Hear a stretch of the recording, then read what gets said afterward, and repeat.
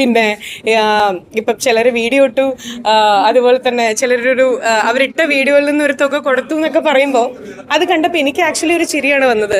2 വർഷങ്ങൾക്ക് മുമ്പ്, പക്ഷെ ഇപ്പം ഞാനത് പറയാൻ പാടില്ല, എന്നോട് ചോദിച്ചതുകൊണ്ട് മാത്രം ഞാൻ പറയാണ്. 2 വർഷങ്ങൾക്ക് മുമ്പ് രേണു പറഞ്ഞിട്ടാണ് ഞാനൊരു പെർഫ്യൂം കൊണ്ടു കൊടുത്തത്. ഇപ്പം ഈ വീട്ടിൽ പോയി കണ്ട വ്യക്തി അങ്ങനെ രേണു സുധിയുടെ പേരിൽ ചെറിയൊരു കച്ചറ നടന്നുകൊണ്ടിരിക്കുകയാണ് സുഹൃത്തുക്കളെ. ലക്ഷ്മി നക്ഷത്രയും സീക്രട്ട് ഏജന്റ് സായി കൃഷ്ണയും തമ്മിലാണ് പ്രശ്നം. കുറച്ച് ദിവസങ്ങൾക്ക് മുമ്പ് സായി രേണുവിനെ നേരിട്ട് പോയി കാണുകയും ചികിത്സയ്ക്ക് ആവശ്യമായിട്ടുള്ള പണം കൊടുത്ത് സഹായിക്കുകയും ഒക്കെ ചെയ്തിട്ടുണ്ടായിരുന്നല്ലോ. അതിനുശേഷം ഒരു ഓൺലൈൻ ചാനലിൽ സായി ഒരു ഇന്റർവ്യൂ കൊടുക്കുകയും ചെയ്തിട്ടുണ്ടായിരുന്നു. ഈ കാര്യങ്ങളുടെ എല്ലാം ചുവട് പിടിച്ചുകൊണ്ടാണ് ഇപ്പൊ ലക്ഷ്മി നക്ഷത്ര ചില കാര്യങ്ങൾ പറഞ്ഞുകൊണ്ട് രംഗത്ത് വന്നിരിക്കുന്നത്. പണ്ട് രേണുവിന് പെർഫ്യൂം കൊടുത്തപ്പോൾ എന്നെ ക്രിട്ടിസൈസ് ചെയ്ത ആളാണ് ഇപ്പൊ രേണുവിന് പൈസ കൊടുത്ത് സഹായിക്കുകയും അത് പബ്ലിക്കായി തുറന്നു പറയുകയും ചെയ്തത് എന്നാണ് ലക്ഷ്മി നക്ഷത്ര പറയുന്നത്. ലക്ഷ്മിക്ക് മറുപടി കൊടുത്തുകൊണ്ട് സായി ഒരു വീഡിയോ ചെയ്യുകയും ചെയ്തിട്ടുണ്ടായിരുന്നു. നമുക്ക് ആദ്യം ലക്ഷ്മി നക്ഷത്രക്ക് എന്താണ് പറയാനുള്ളത് എന്നുള്ളത് നോക്കി നോക്കാം. അതിനുശേഷം സായിയുടെ മറുപടി കാണാം. ഇങ്ങനൊരു കോസ്പ്ലേസ് അടക്കമായി ഇത്രയും വലിയൊരു പ്രശ്നത്തിലൂടെ കടന്നു പോകുമ്പോൾ ലക്ഷ്മി എന്ന് പറയുന്ന വ്യക്തിയായിട്ട് ഭയങ്കര ഒരു കമ്മിറ്റ്മെന്റ് ഉള്ള ഒരാളാണ്. അപ്പം ലക്ഷ്മി വിളിച്ചിരുന്നോ പോയിരുന്നോ എന്നുള്ള ചോദ്യമാണ് പ്രേക്ഷകർക്ക് കൂടുതലായിട്ട് അറിയാനുള്ളത്. സത്യം പറഞ്ഞു കഴിഞ്ഞാൽ ഇതിനു മുമ്പ് എനിക്ക് തോന്നുന്നു കാക്കനാട് ഒരു ഇനോഗ്രേഷനിൽ വെച്ചിട്ട് തന്നെയാണ് പലരും എൻ്റെ അടുത്ത് ചോദിച്ചത്. അന്ന് ഈ രോഗവിവരം എന്താണെന്നുള്ളത് സ്ഥിരീകരിച്ചിട്ടുണ്ടായിരുന്നില്ല. അതിനുശേഷം ഞാൻ പറഞ്ഞിട്ടുണ്ടായിരുന്നു എന്റെ കോള് നിങ്ങൾക്ക് കാണിച്ചു തരാം എന്നുള്ളത്. രേണുവിനെ വിളിച്ചിരുന്നു. രേണു അപ്പം ഹോസ്പിറ്റലിൽ ചെക്കപ്സ് നടത്തിക്കൊണ്ടിരിക്കുകയായിരുന്നു. രേണുവിന്റെ സിസ്റ്റർ കോൾ അറ്റൻഡ് ചെയ്തു. അതിനുശേഷം രേണു പിന്നെ എന്നെ തിരിച്ചു വിളിച്ചു. അപ്പൊ ഇങ്ങനെ പറഞ്ഞു, പിന്നെ ഇങ്ങനെ ചെക്കപ്സ് നടന്നുകൊണ്ടിരിക്കുകയാണ് എന്നൊക്കെ കാര്യങ്ങൾ പറഞ്ഞു. രോഗം നിങ്ങൾക്ക് അറിയുന്ന പോലെ തന്നെ സ്ഥിരീകരിച്ചു. എനിക്ക് പറയാനുള്ള ഇത്രയേ ഉള്ളൂ. അറിയുന്നവർക്കും അറിയാത്തവർക്കും ഒന്നും ക്യാൻസർ വരാതിരിക്കട്ടെ. പിന്നെ രേണുവിന്റെ ഒരു കോൺഫിഡൻസ് വെച്ചിട്ട് തീർച്ചയായിട്ടും രേണു തന്നെ എപ്പോഴും പറയാറുണ്ട്, രേണു ഒരു ഫയർ ആണെന്ന് രേണു ഭയങ്കര അഭിമാനത്തിൽ പറയാറുണ്ട്. അപ്പം തീർച്ചയായിട്ടും രേണുവിന് അതിൽ നിന്ന് സർവൈവ് ചെയ്യാൻ പറ്റും. കാരണം അത് രേണുവിന്റെ കോൺഫിഡൻസ് ആണ്. എന്ത് വന്നാലും എനിക്ക് കല്ലുവലി എന്നുള്ള ഒരു കോൺഫിഡൻസ് രേണുവിനുണ്ട്. അപ്പൊ തീർച്ചയായിട്ടും രേണു പുലിക്കുട്ടിയായിട്ട് തിരിച്ചു വരും തന്നെ പറയാനുള്ളൂ. ഇൻ ടച്ചിലാണ്, കൂടെ ഉണ്ടായിരിക്കുന്ന എപ്പോഴും പറഞ്ഞിട്ടുണ്ട്. ഞങ്ങള് സംസാരിച്ചിരുന്നു. അപ്പം പിന്നെ ഷീ ഈസ് വെരി വീക്ക്. എല്ലാം പെട്ടെന്ന് മാറട്ടെ, ഉഷാറാവട്ടെ. ഈ രേണുസുദിനെ പറ്റി ഇപ്പൊ ഭയങ്കര ചർച്ചകളൊക്കെ നടക്കുന്ന സമയത്ത് രേണുവിനെ വെച്ച് വീഡിയോ ചെയ്ത ഇപ്പൊ സായി കൃഷ്ണ സീക്രട്ട് ഏജന്റ് എന്ന് പറഞ്ഞ ആള് 48 വീഡിയോ രേണുസുദിനെ വെച്ച് ചെയ്തിട്ടുണ്ടെന്ന്.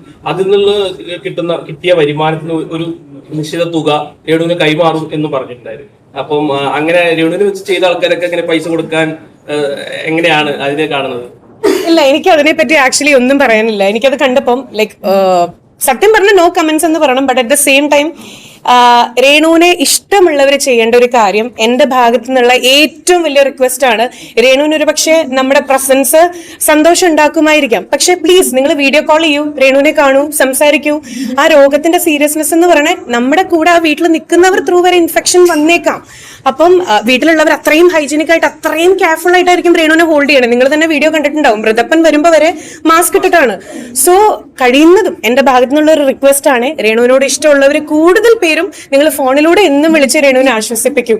കാരണം ചെല്ലുമ്പോൾ അത് എത്രത്തോളം ഇൻഫെക്ഷൻസ് സ്പ്രെഡ് ആവും എന്നുള്ളതും കൂടെ നമ്മളൊന്ന് ചിന്തിക്കണം. നമ്മൾ വളരെയധികം ഹൈജീനിക് ആയിരിക്കും, പക്ഷെ ഇത്തരത്തിലുള്ള പേഷ്യൻസിന് റെസിസ്റ്റൻസ് പവർ ഭയങ്കര കുറവായിരിക്കും. അപ്പൊ എനിക്ക് അത് മാത്രമേ റിക്വസ്റ്റ് പറയാനുള്ളൂ നിങ്ങളുടെ അടുത്ത്. ലക്ഷ്മി ആ പറഞ്ഞതിനോട് ഞാൻ 100% യോജിക്കുന്നുണ്ട്. രോഗപ്രതിരോധ ശേഷി കുറയുന്ന സമയമാണ്, ഇൻഫെക്ഷൻ വരാനുള്ള സാധ്യതകളും കൂടുതലാണ്. സോ കഴിയുന്നതും എല്ലാവരും രേണുവിനെ നേരിട്ട് പോയി കാണുന്നത് ഒഴിവാക്കണം. പക്ഷെ മറ്റൊരു കാര്യം കൂടി ഉണ്ട് കേട്ടോ. പണ്ടായിരുന്നെങ്കിൽ രേണുവിന്റെ ഇപ്പോഴത്തെ അവസ്ഥ കണ്ടോ എന്നും പറഞ്ഞുകൊണ്ട് ഈ പറഞ്ഞ ലക്ഷ്മി തന്നെ ഡെയിലി വ്ലോഗ് ചെയ്യുമായിരുന്നേനെ. പണ്ട് സുധിച്ചേട്ടൻ മരിച്ച സമയത്ത് അങ്ങനെ ആയിരുന്നല്ലോ. രേണുവിനെയും സുധിയെയും വെച്ച് ലക്ഷ്മി നക്ഷത്രം നല്ല പൈസ ഉണ്ടാക്കിയിട്ടുണ്ട്. ഇപ്പൊ പിന്നെ അതിന്റെ ആവശ്യമില്ലാത്തത് കൊണ്ടാണോ അതോ ഊക്ക് പേടിച്ചിട്ടാണോ എന്ന് അറിയില്ല. അല്ലെങ്കിൽ ഈ ഇൻഫെക്ഷൻ ഒന്നും ആൾക്ക് യാതൊരു പ്രശ്നവും ഉണ്ടാവില്ല. ക്യാമറയും പൊക്കി പിടിച്ച് രേണുവിന്റെ അടുത്ത് എത്തിയിട്ടുണ്ടാവും. എന്നിട്ട് സാഡ് BGM-ഉം സ്ലോ മോഷനും ഒക്കെ കയറ്റി ഇഷ്ടംപോലെ വീഡിയോകൾ ചെയ്തേനെ. എന്തായാലും ഇപ്പോഴെങ്കിലും നല്ല ബുദ്ധി തോന്നിയല്ലോ, വളരെ നല്ലത്. എന്തായാലും ബാക്കി പറഞ്ഞാട്ടെ.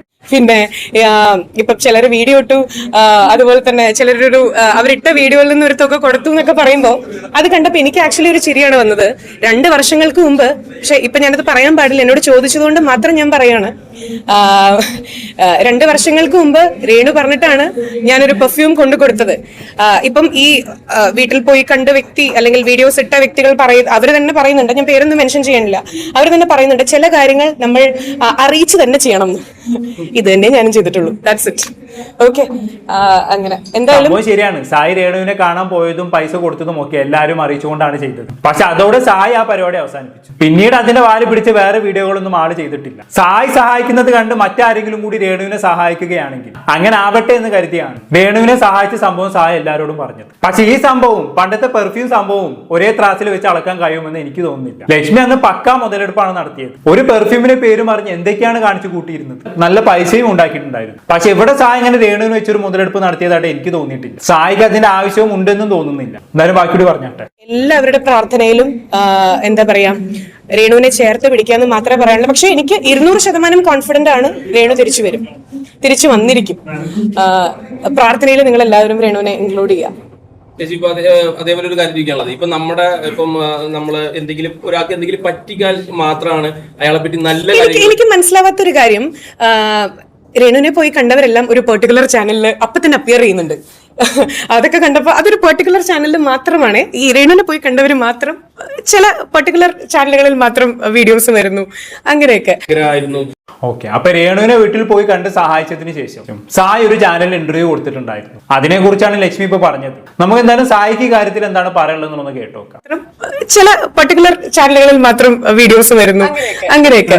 അത് ഈ ചേച്ചി പോണ ഇനാഗുറേഷനിലൊക്കെ ഒരു particular group of online medias മാത്രം ചേച്ചി വരുന്നത്. എന്താ കാര്യം? അതിന് ഉത്തരം എന്ന് പറഞ്ഞുതരൂ. ചേച്ചി പോകുന്ന ഉദ്ഘാടനത്തിനും ചേച്ചി അറ്റൻഡ് ചെയ്യുന്ന പരിപാടികൾക്കും ഒരു particular group of online medias മാത്രം വരുന്നു. അവർ കുറച്ച് പെർട്ടിക്കുലർ ടാർഗറ്റഡ് ആയിട്ടുള്ള ക്വസ്റ്റ്യൻസ് മാത്രം ചോദിക്കുന്നു. എന്താ നക്ഷത്ര ചേച്ചി അങ്ങനെ ആയിപ്പോയത്? അതിന് ഉത്തരവുണ്ടോ? അതൊന്ന്. 2, ഒരു പെർട്ടിക്കുലർ ചാനലിലേക്ക് പോകുന്നു എന്ന് ചേച്ചി പറഞ്ഞു. ഈ ചാനലാണ് രേണു സുധിയുടെ ഏറ്റവും കൂടുതൽ കോണ്ടന്റ് എടുത്തിട്ടുള്ളതും ക്ലോസ് ആയി നിൽക്കുന്നതും ആ ചാനലാണ്. ആ ചാനൽ എന്ന് പറഞ്ഞ ആളുകൾ വളരെ വ്യക്തമായിട്ട് രേണു സുധിയുടെ ലൈഫിൽ എന്ത് നടക്കുന്നു നടക്കുന്നില്ല എന്നുള്ളത് കൃത്യമായിട്ട് ഓഡിറ്റ് വെക്കുന്നുണ്ട്. രേണു സുധി അവർക്ക് അതിൻ്റെ ഇൻഫർമേഷൻസ് കൊടുക്കുന്നുണ്ട്. ഫൈൻ. അപ്പോൾ ആ ചാനലും രേണു സുധിയും തമ്മിൽ സംതിങ് ദേർ എന്തെങ്കിലും കാണുമായിരിക്കും. പിന്നെ എൻ്റെ ഇൻ്റർവ്യൂവിൻ്റെ കാര്യമാണ് ചേച്ചി എടുത്ത് പറഞ്ഞെങ്കിൽ ഞാനങ്ങനെ ഇൻ്റർവ്യൂസ് വാരി വെതറി കൊടുക്കുന്ന ഒരാളൊന്നുമല്ല. അതെല്ലാവർക്കും അറിയാം. പിന്നെ കൊടുക്കുന്ന ഇൻ്റർവ്യൂസ് ഒന്നും കാശ് മേടിച്ച് കൊടുക്കുന്ന ഇൻ്റർവ്യൂ അല്ല. Not the point. ഞാൻ എവിടെയും ഒരു ഇൻ്റർവ്യൂവിനും ഇങ്ങോട്ട് കാശ് മേടിച്ചിട്ടില്ല. ഫ്രീ ആയിട്ടാണ് ഞാൻ എൻ്റെ എല്ലാ ഇൻ്റർവ്യൂസിനും ഞാൻ പോയിരിക്കാറ്. ബിക്കോസ് ഞാനിവിടെ ബാക്കി ഇൻ്റർവ്യൂ ചാനൽസിൻ്റെ ഒക്കെ കോണ്ടന്റ് എടുത്ത് ചെയ്യുന്ന ഒരു വ്യക്തിയാണ്. അപ്പം ഞാനൊരു ചാനലിൽ പോയിരിക്കുമ്പോൾ ഞാൻ എന്തിനും കാശ് മേടിക്കേണ്ട ആവശ്യം? ബിക്കോസ് ഞാൻ നാളെ അവരുടെ ഏതെങ്കിലും ഒരു കോണ്ടന്റ് എടുക്കും, അത്രേ ഉള്ളൂ. അങ്ങനെ ചിന്തിച്ചിട്ടാണ് ഞാൻ ഒരു ചാനലിൽ ഇൻ്റർവ്യൂവിനെ പോക്ക്. അതും കൊല്ലത്തിൽ 2-3 ഇൻ്റർവ്യൂ നിങ്ങൾ എൻ്റെ കണ്ടാലായി, അത്രേ ഉള്ളൂ. എനിക്ക് ഇൻ്റർവ്യൂസ് വരാനായിട്ടൊന്നുമില്ല, ഇഷ്ടം പോലെ വരാറുണ്ട്. ഓരോ കോൺട്രവേഴ്സി ഉണ്ടാകുമ്പോൾ ചാനലിൽ നിന്നൊക്കെ വീഡിയോ വിളിക്കുക. അതുപോലെ എന്നെ വിളിച്ചൊരു ചാനലാണ് വരും.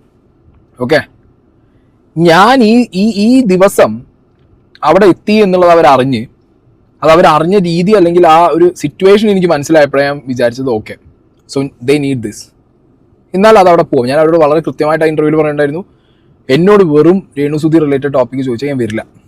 ഫൈൻ, അത് നിങ്ങൾക്ക് ഒരു ഇത്തിരി എന്താണെന്ന് അത് ഞാൻ ഫുള്ള് വിട്ട് പറഞ്ഞിട്ടില്ല ഒന്നും. ഞാനത് പറഞ്ഞു തീർത്തു, ഞാൻ പോന്നു, ദാറ്റ്സ് ഇറ്റ്. അത് ആ ഇൻ്റർവ്യൂവിൻ്റെ ആകെ ഇത്ര പോർഷനായിരിക്കും. ബാക്കിയെല്ലാം ഞാൻ എൻ്റെ പേഴ്സണലി അല്ലെങ്കിൽ എൻ്റെ ബാക്കി കണ്ടന്റ് എൻ്റെ ബിഗ് ബോസ് അങ്ങനെ പറഞ്ഞിട്ട് പോയിട്ടുള്ള കാര്യങ്ങളാണ്. ഓക്കെ, സായിക്ക് പറയാനുള്ള എല്ലാവരും കേട്ടല്ലോ. ഇനി ഇന്റർവ്യൂ കൊടുത്തതുമായി ബന്ധപ്പെട്ടുള്ള എന്റെ അഭിപ്രായം ഞാൻ പറയാം. അതായത് എന്റെ അഭിപ്രായത്തിൽ സായിക്ക് ഈ ഇന്റർവ്യൂ ഒഴിവാക്കാമായിരുന്നു എന്നുള്ളതാണ്. സായി രേണുവിനെ സഹായിക്കാൻ പോവുകയാണെന്നുള്ള കാര്യം ഓൾറെഡി എല്ലാവരും അറിഞ്ഞിരുന്നു. അങ്ങനെ സായി രേണുവിനെ നേരിൽ പോയി കണ്ട് സഹായിച്ചു, വാക്ക് പാലിക്കുകയും ചെയ്തു. എല്ലാം അവിടെ തീരണമായിരുന്നു. അതിനുശേഷം ഒരു ഇന്റർവ്യൂ കൊടുക്കേണ്ട ആവശ്യം ഉണ്ടായിരുന്നില്ല എന്നാണ് എന്റെ അഭിപ്രായം. ഇതെല്ലാം പബ്ലിസിറ്റിക്ക് വേണ്ടി ചെയ്യുന്നതാണെന്നായിരിക്കും ഇത് കാണുന്ന ആളുകൾ വിചാരിക്കുക. സോ എന്തൊക്കെ പറഞ്ഞാലും ആ ഇന്റർവ്യൂ ഒഴിവാക്കാമായിരുന്നു എന്നാണ് എന്റെ അഭിപ്രായം. എന്തായാലും ലക്ഷ്മിക്ക് പറയാനുള്ളത് ബാക്കിയുടെ കേട്ടോക്കാം. അയാൾക്ക് വീട് വെച്ച് കൊടുക്കണമായിരുന്നു, അങ്ങനത്തെ കുറെ കാര്യങ്ങൾ. ഞാനേ സുധിച്ചേട്ടനെ കല്ലറയിലേക്ക് എടുക്കുന്ന സമയത്ത്, നമ്മൾ കാറിൽ കയറിയ സമയത്ത് ഞാൻ നമ്മുടെ കൊളീഗ്സിന്റെ അടുത്ത് കരഞ്ഞുകൊണ്ട് പറഞ്ഞൊരു കാര്യം ഉണ്ടായിരുന്നു. ഇത്ര നാളും ഇതേ വ്യക്തി ഈ ഇൻഡസ്ട്രിയിൽ ഉണ്ടായിരുന്നു, പക്ഷെ ഒരു ഇനോഗ്രേഷൻ അദ്ദേഹത്തിന് ആരെങ്കിലും കൊടുത്തിട്ടുണ്ടോ? അല്ലെങ്കിൽ ഒരു പരിപാടിക്ക്, അതായത് സ്റ്റേജ് ഷോസ് അല്ലാട്ടോ ഞാൻ പറയണേ.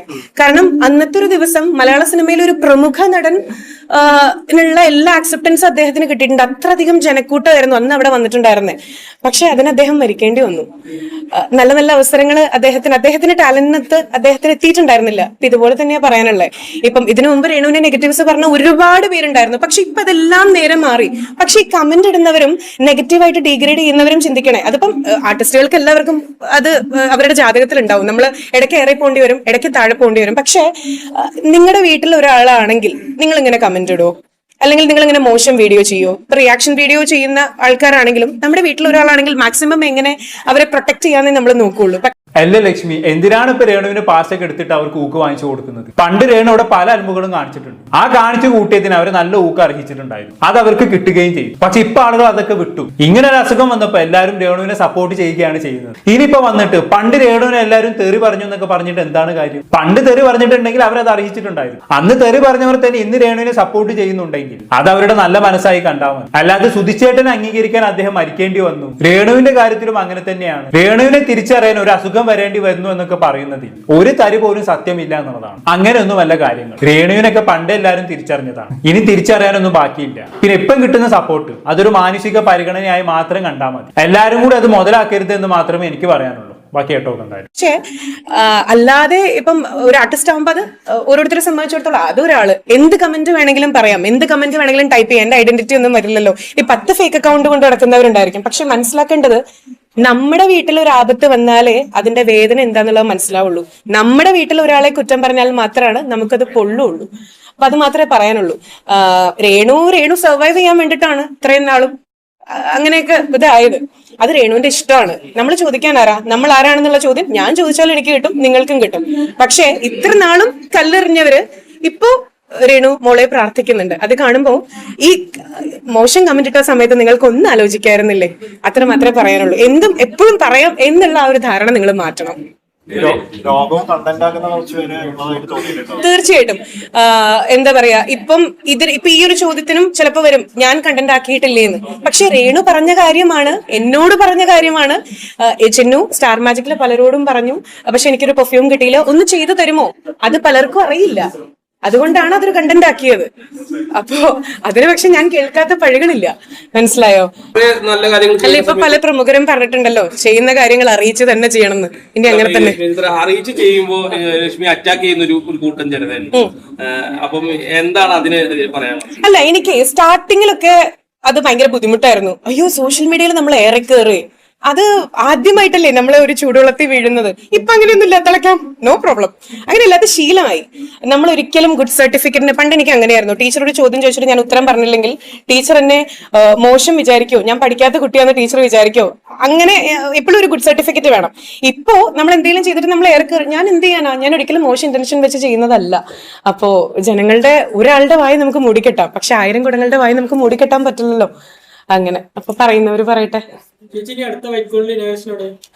അതെ, ഒരു കാലത്ത് രേണുവിനെയും സുധിയെയും വെച്ച് മുതലെടുപ്പ് നടത്തി കുറെ പൈസ ഉണ്ടാക്കിയ ആളാണ് ഈ പറയുന്നതെന്ന് ഓർക്കണം. പെർഫ്യൂം വിഷയത്തെ കുറിച്ചൊന്നും ഞാൻ കൂടുതലൊന്നും പറയുന്നില്ല. അതൊക്കെ പണ്ടേ നമ്മൾ പറഞ്ഞു തീർത്ത വിഷയമാണ്. ഇപ്പൊ അത് പറയേണ്ട സാഹചര്യമാണെന്ന് എനിക്ക് തോന്നുന്നില്ല. കാരണം രേണുവിന്റെ അവസ്ഥ എന്താണെന്നുള്ള എല്ലാവർക്കും അറിയാലോ. അതുകൊണ്ട് അതിനെക്കുറിച്ച് ഇപ്പൊ ഞാൻ സംസാരിക്കുന്നില്ല. ഭാവിയിൽ രേണു സുഖമായി വരുന്ന ഒരു സാഹചര്യം വരികയാണെങ്കിൽ, വീണ്ടും ലക്ഷ്മി നക്ഷത്രം ഇതേ കാര്യം പറഞ്ഞു വരികയാണെങ്കിൽ അതിനുള്ള മറുപടി ഞാൻ പിന്നെ തരാം. ഇപ്പൊ ആ രോഗിന്റെ ഒരു അവസ്ഥ കൂടി നമ്മൾ മാനിക്കണമല്ലോ. അതുകൊണ്ട് തൽക്കാലം ഞാൻ നിർത്തുന്നു, കൂടുതലൊന്നും പറയുന്നില്ല. എന്താണെന്ന് നിങ്ങൾക്ക് തോന്നുന്നത് കമന്റ് ബോക്സിൽ രേഖപ്പെടുത്തുമല്ലോ. അടുത്തൊരു ടോപ്പിക്കുമായി കാണാം.